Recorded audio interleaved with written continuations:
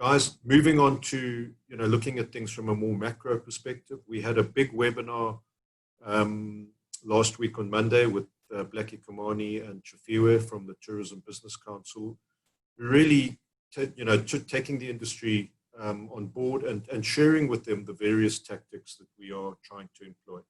The very simple fact, guys, is the only people that can open up our sector are the National Command Council within government. So it's incumbent on us to continue that process. It's incredibly difficult to do this when we see the scenes that we witnessed earlier this week, particularly in Cape Town. But we have to keep the faith, guys. I mean, spare a thought. My analogy is if you go back and think about the ANC in the process of negotiating a democracy in this country, there were times when it appeared incredibly dire. The Boy Patong massacre, violence in KZN, and very tempting just to walk away and throw your hands up. But where does that leave you? And they stuck to the knitting, they stuck to the negotiations, knowing that the only people that could open up South Africa as a country and give us a democratic future were the incumbent National Party. And they stuck to the knitting. We've got to do exactly the same. There are times when this is incredibly difficult, when we lose faith, when we think the people that we're negotiating with don't understand us or don't have our interests at heart.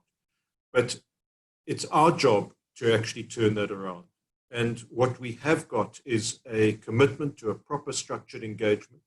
And this is an engagement that is looking at opening up the sector in its entirety. Firstly, from a domestic perspective, and then moving on to a regional and an international perspective. There will be working groups set up, but a lot of the work has actually already progressed to almost a complete stage. We are going to have sessions where we share our strategies with the broader SATSA membership and indeed people beyond SATSA to get input, to make sure that we're on the right track and to make sure that the strategies that we are taking into the structured engagement are robust and have the backing and the support of the sector at large.